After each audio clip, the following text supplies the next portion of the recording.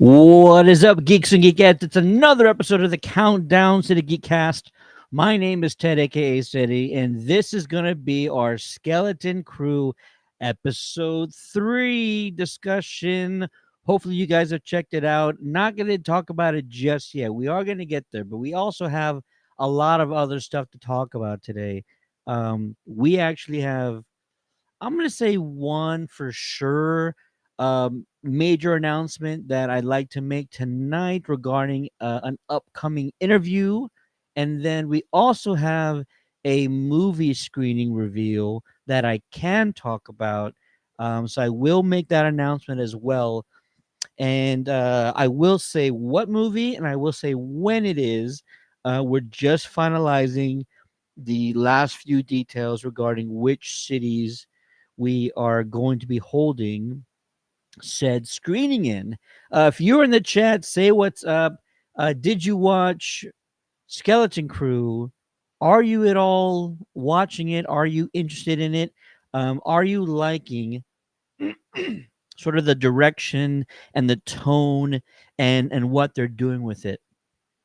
Episode 3 was exciting.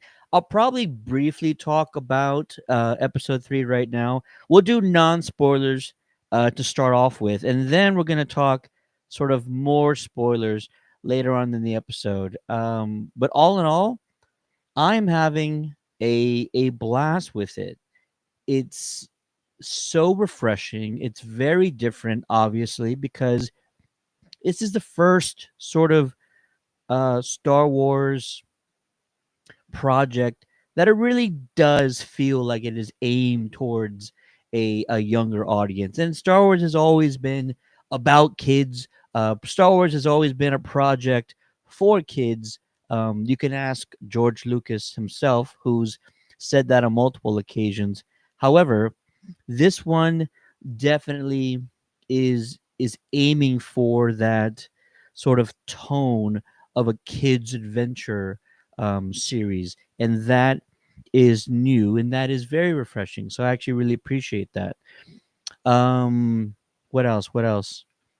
There's so many nostalgic factors in it, but I think as a general audience, especially somebody who grew up in the '80s, like myself, you can really feel the sort of mystery that they're building in the show.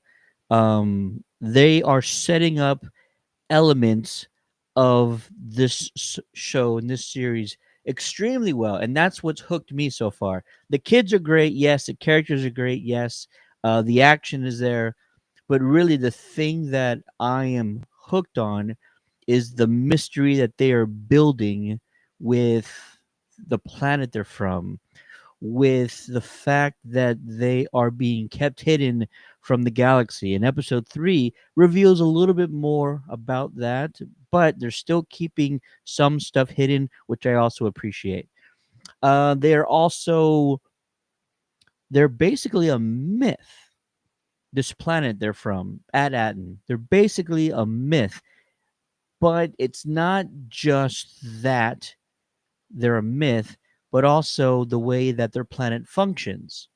It is a utopian suburban society. Everybody has a place, everybody has a purpose. But what's the meaning for that? Usually that means something nefarious is happening without the public knowing about it. It's not public knowledge, the point of their society. However, they are kept in the dark about a lot of things. Episode 3, we'll talk about that as well.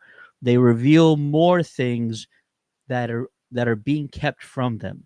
If you watch the first 2 episodes, you get the sense that, oh, this place, they know a lot of stuff. They know about Jedis. They have history books.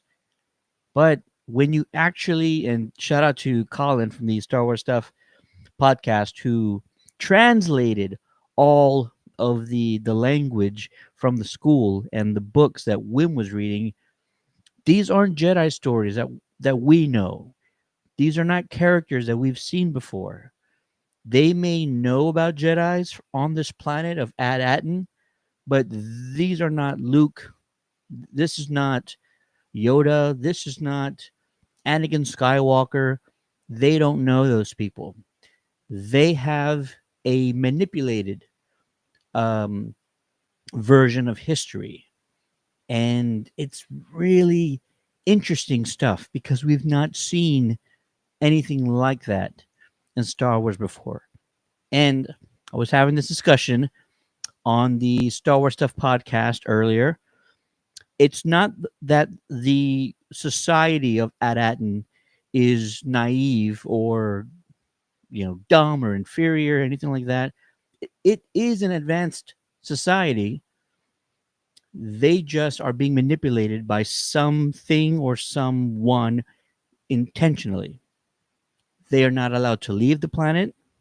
They are told it is dangerous to leave the planet, which I also find very interesting. We all know now that was a lie. And for me, even though in episodes, two, we hear about these pirates talking about this mythological planet with treasure on it, I feel like it's got to be more than that. It's got to be more than just there's a planet with a ton of treasure. Granted, I think the trailers have already shown that part of that is true, but I'm willing to bet, and we're definitely going to see that there is definitely more than meets the eye with this planet for sure. Okay, I'm going to take a pause right here and going to make an announcement right now. And while I'm doing that, if you're in the chat, let me know. I want to hear from you guys. Are you enjoying Skeleton Crew?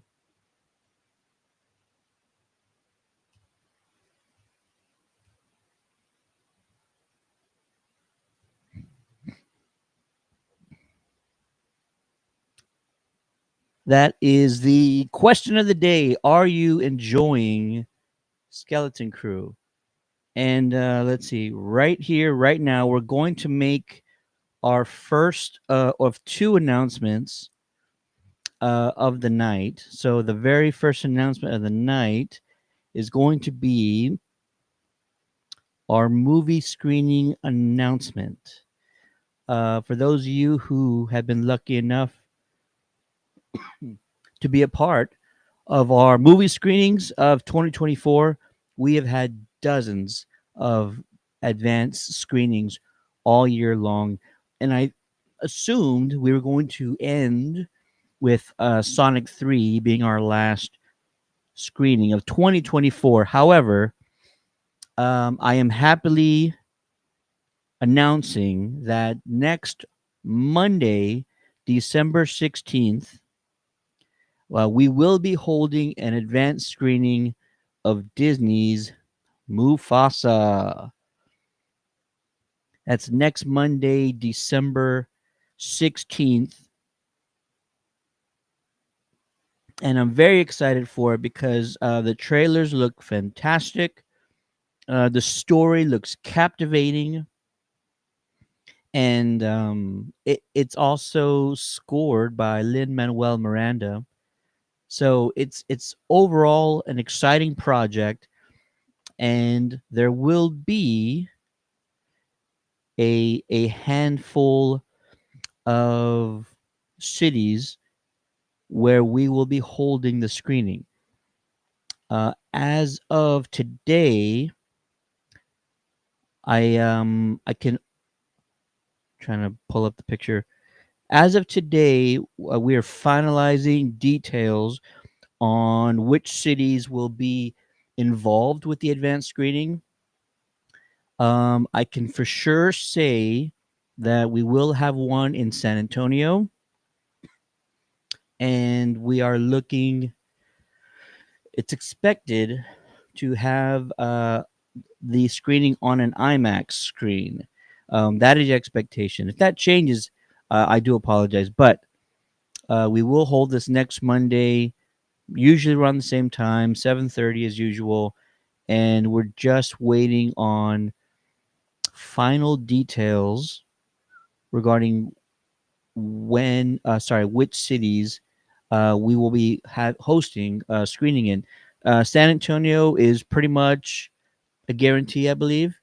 I also I'm kind of hearing that working on finalizing details for an Austin screening. So you Austin folks might also be enjoying that news. But we will actually find out more details probably tomorrow for sure. And then, as long as you're following us on social media and as long as you have your notifications on, when we are ready to distribute those passes, if you don't know how it works, we'll have a link either on a post or on a live stream, just like this one. And when that link goes live, that takes you to our website. It will give you the promo code you need to redeem your advanced screening tickets with the studio. And it's really just first come, first serve. We'll have dozens of tickets to hand out. Once they're gone, that's it. Won't be any more. Once they're all redeemed or taken, there won't be any more after that. And so, best thing to do is to be sure you are following us on social media, and we will let everybody know well in advance. We like to be fair about this, so it won't be, hey, tickets are ready, go. It will be, we'll give a date, we'll give a time on when those tickets will be released, and it'll just be up to you to be prepared when those get dropped. So, very excited. There's maybe a small chance we might have an additional screening or two before the year's end. There are a lot of movies still to come out, even though it's December, even though we're here talking, it's the 10th already. We already have Sonic 3 promo or advanced screening that we handed out last week. Now we're talking Mufasa, but there's still a lot of movies coming out. Craven is right around the corner. So there's always a chance that something else might slip in to a screening in a city near you. But when that happens, we'll be sure to let all you folks at home know. Very cool. All right. Have one more major announcement that I want to talk about. And before I do that, I want to thank everybody who joined us last week for our live stream with Jordan Kent himself. Yes, yes, I'm talking about Alex Garfin. That video is up on our social media as well as YouTube channel. Alex was incredible. Superman and Lois meant so much to a lot of fans out there, myself included. Um, it just was an epic series that beautifully handled sort of the family dynamic better than any other show has. Better than any other show has, and that even includes Superman shows. Lois and Clark, Smallville, and all that. They always had struggles and everyday life situations and stuff like that, but no one ever captured the family dynamic as well as Superman and Lois, especially with dealing with teenage boys. The writers of the show just figured out how to write these characters wonderfully. And even though the show ended with season 4, Alex did talk to us about future plans and things that got changed. They could have gone for at least 7 or 8 seasons, according to Alex, and there were plans in place for some of those things. He revealed a few of them to us, but also he talked about revealing more details regarding future plans that they had once he sort of gets the okay to do so from studio heads. But if you haven't seen it, definitely go check out our conversation with Alex Garfin. Amazing kid. I say he's a kid. He's also 21. Uh, Amazing kid. He's so hilarious, so charismatic, and we just wish him the best. We can't wait to see what he does next. And again, if you want to see that interview, all you got to do is head on over to our YouTube channel to check it out. All right, got one more big announcement to make, and it's regarding an interview that's coming up. Very excited about it. If you have been watching the Countdown City Geeks for quite some time, then you know that I'm a major horror fan. Um, I've been a major horror fan since I was a kid. We've reviewed a ton of horror shows and horror films on this channel. We're going to continue to do so. And then the last 2 years, I'd say 2023, 2024, we've been really talking about how refreshing all of these new horror projects have been. Horror has definitely evolved over the last year, year and a half. There's been some really fantastic original ideas that have been presented. And I'm not talking about the legacy sequels out there, the Halloweens and the Chuckies and all that, but really refreshing new ideas. And that's no different than with this next announcement. On Sunday evening, we are going to be joined by Bobby McFarlane. If you don't know his name, Bobby is a stuntman who recently worked on a huge horror project that was in theaters not too long ago. Bobby worked on Terrifier 3. And Bobby's going to be joining us Sunday night, December 15th at 6 p.m. And this is going to be your opportunity out there to ask Bobby all the gory details and what goes on behind the scenes and what it takes to make a successful Terrifier film. So be sure to follow us on social media. We'll be going live at 6 p.m. Central with Bobby on Facebook as well as YouTube. And if you want to in advance, you can always send your questions in advance so that we can get through a lot of those. But be sure to join us live Sunday night.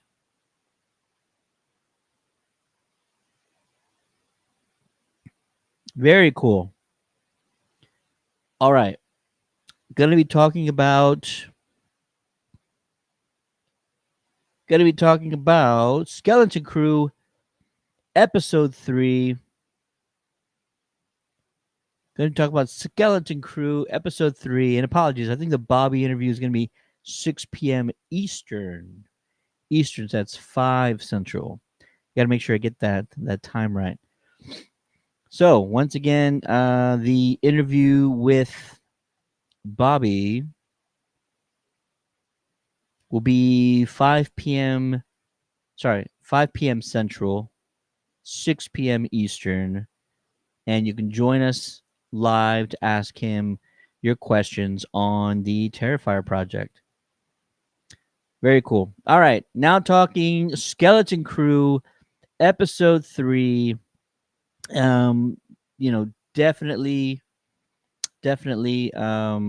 spoiler filled from here on out. So if you haven't seen it yet, pause this video, come back afterwards, and let's go ahead and talk about it. First off, I mentioned earlier that, especially if you've been watching the Star Wars Stuff podcast coverage, um, I've been mentioning I have no idea if Jude Law's character is a Jedi, and the Force sensitive or the Force powers he was showing off in the second episode made me lean towards yes, he's at least Force sensitive, but he may or may not be a Jedi. I think in this third episode, cat's out of the bag. Jude Law's character, he goes by many names, right? He goes by Captain Silvo. He goes by Ja Jadna Nawen, and now he also goes by Crimson Jack, which I guess is a great little nod to Captain Jack Sparrow. Um, so Jude Law's character, Jadna Nawood, Jude Law's character is definitely a force sensitive person. He can use the force. He knows about the force. He knows a lot more than he's sort of letting on. And he even knows Jedi training. He knows Jedi codes. He knows what's not a Jedi code. It was hilarious because I believe it was KB or maybe Fern that said, "Never leave a man behind." Isn't that the Jedi way? And Jude Law's character, let's call him Crimson Jack. Crimson Jack knows enough to understand that's not a Jedi thing. So, what do we think? I think, at the very least, he was once a Padawan. I think he was trained perhaps at a very early age about the Force, but never completed that training.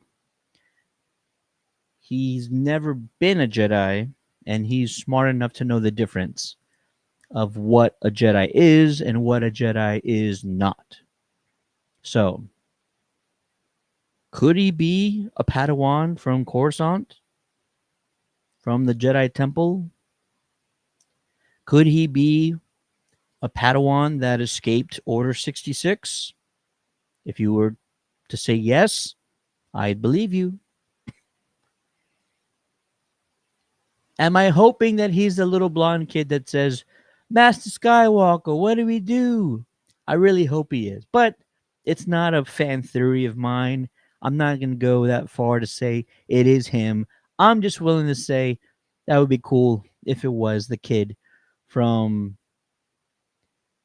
it was the kid from the Jedi Temple who was the first to confront Anakin Skywalker as he turned to the dark side. But again, wishful thinking that any of those younglings made it out alive. So we now know he is definitely force sensitive, and we also know he's not, nor has he ever been, a Jedi. What else did we learn? We know a little bit more about At-Aten, and it's actually really interesting stuff. At-Aten is from the pages of the Old Republic, and just saying the Old Republic is exciting. Just attaching anything to the Old Republic is a step in the right direction.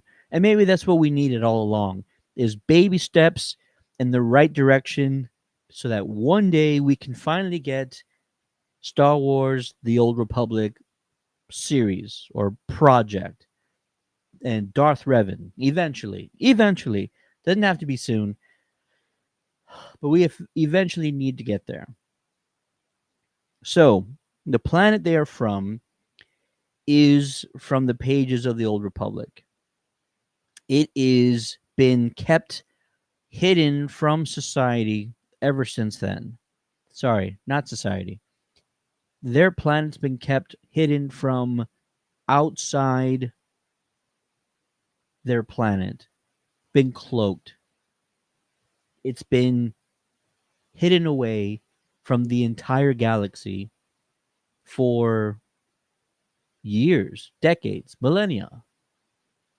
The Old Republic has been, yeah, they've hid this planet for, thousands of years. Pretty sure the math on that is correct. At least a few hundred years, right?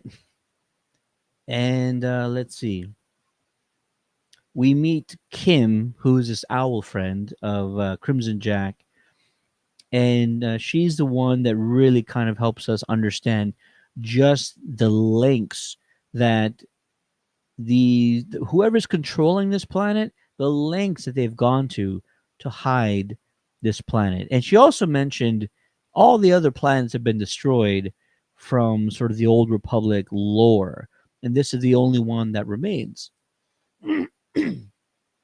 And that's fascinating. All of this is really fascinating stuff. I really enjoyed kind of hearing about all this and learning more, seeing them slightly unravel this mystery is really exciting stuff. That is for sure, without a doubt.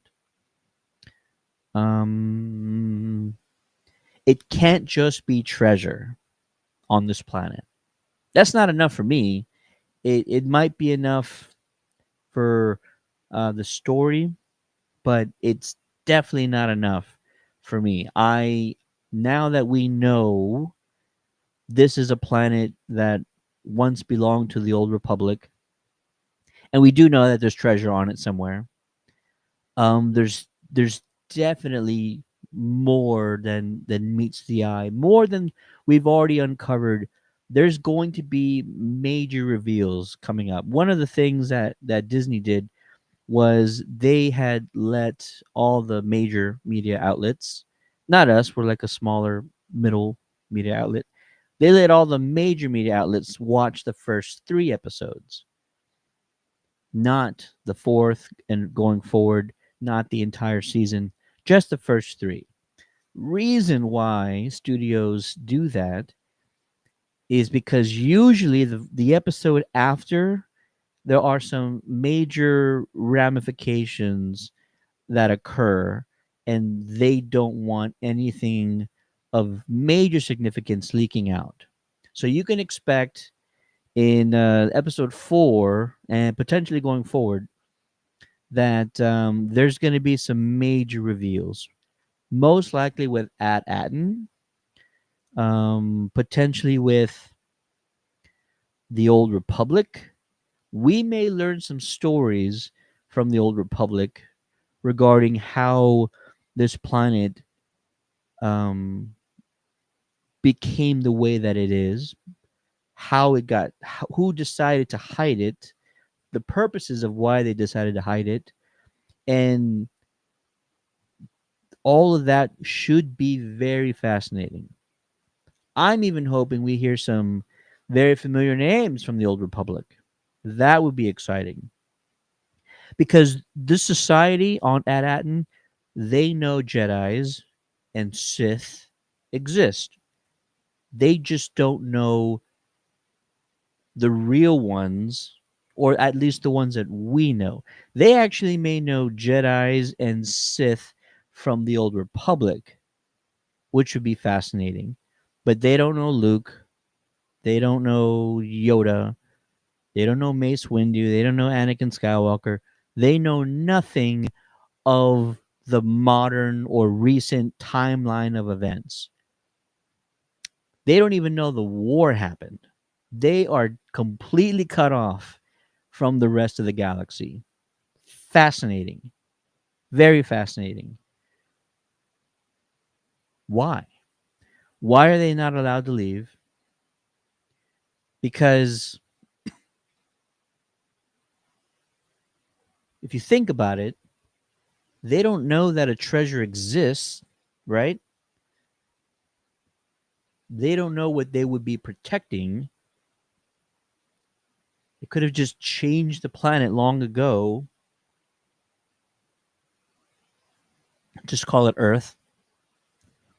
You change the name of the planet from Atatin to Earth.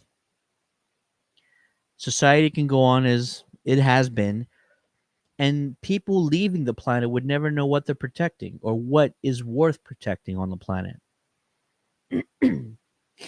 I want to think that Wim's dad, Wendell, or Fern's mother, at least one of them, knows the true sort of meaning or the true purpose of the planet.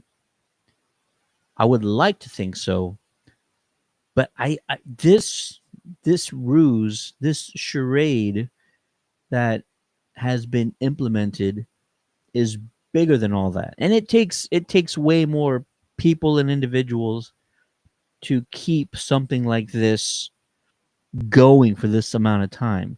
How do you hide an entire planet and you keep all of society at bay? Nobody questions anything. Nobody bothers, you know, bothers looking into anything. They don't even contact outside of their planet because the barrier, it is so cut off from everything else. It is fascinating. Did y'all catch Alfred Molina was in this episode as Benjar Pranik. He was the old matey of Crimson Jack.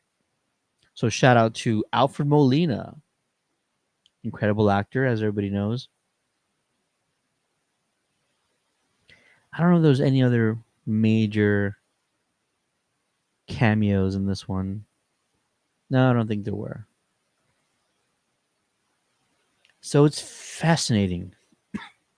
Seriously, this mystery is a big one, and I enjoy what they're building towards. I really do. The show is also very well paced. First episode was getting off the planet. Second episode, finding Crimson Jack. Um, Third episode, escaping X-wings. Didn't have that in our bingo card. I know we saw X-wing sort of in the trailer, but did not expect to see it, I guess, so soon. Fascinating stuff. Really is. I really, really enjoy it, and I hope you guys are too. If you're in the chat, let me know if are you enjoying Skeleton Crew, or maybe what has been your favorite part about it so far.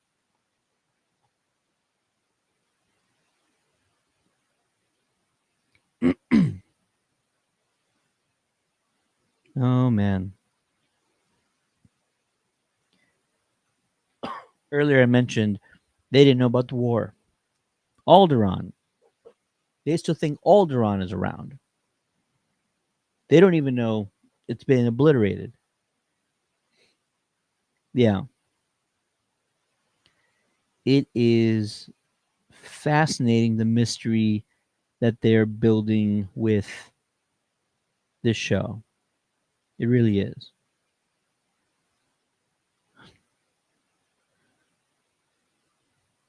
What do I think going forward?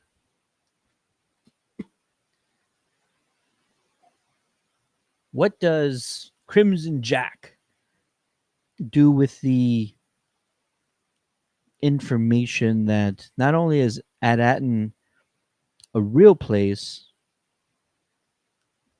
but also that it was once part of the old Republic?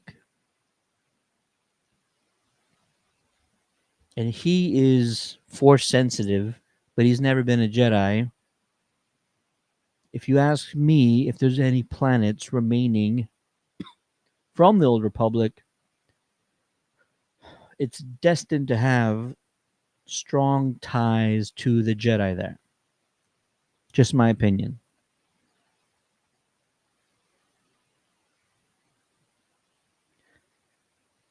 I think we could start really getting into excuse me. I think we could really start getting into them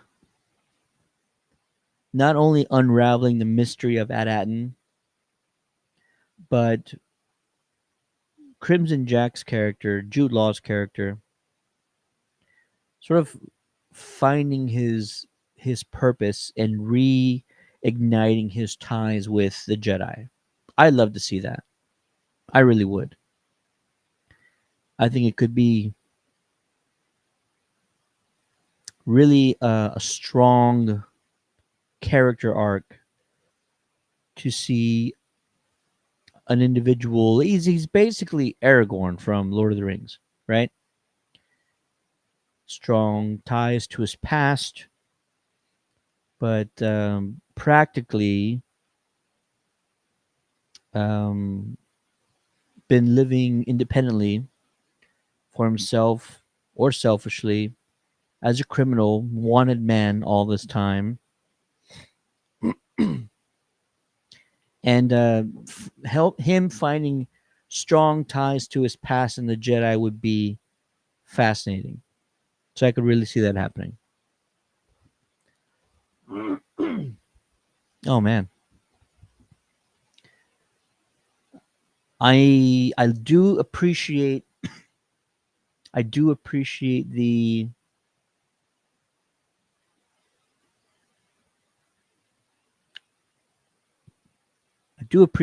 way the oh my gosh, why can't I think of the words? The pacing, like I mentioned earlier. Where do they go from here? They cannot get to At so quickly by the next episode. So I think they will potentially have to make another stop, or Crimson Jack's old pirates might catch up with them a tad bit. We may have another chase scene with the space pirates because if anything, his old crew, they probably have to find a way to Atten as well, and that's only going to happen if they run into the kids and Jude Law again, right? Writing the show right now, writing it up here, figuring stuff out. They will need to follow them. They will probably need to bump into them once again for that to happen. So, yeah, exciting stuff. All right. That'll do it for us here. Again, if you've missed it, we will be having a Mufasa ticket screening giveaway later this week.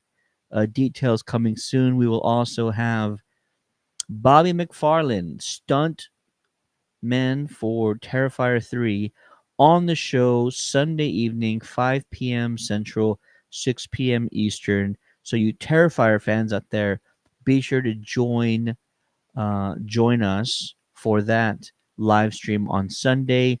It's going to be fantastic.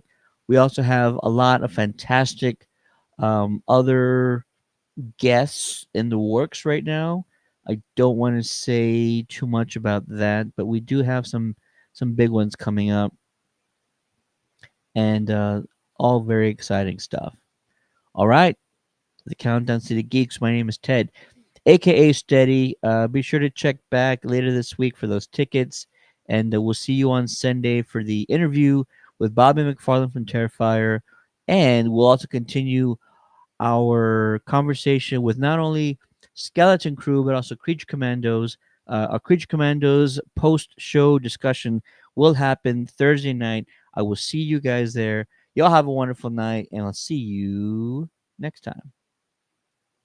Peace.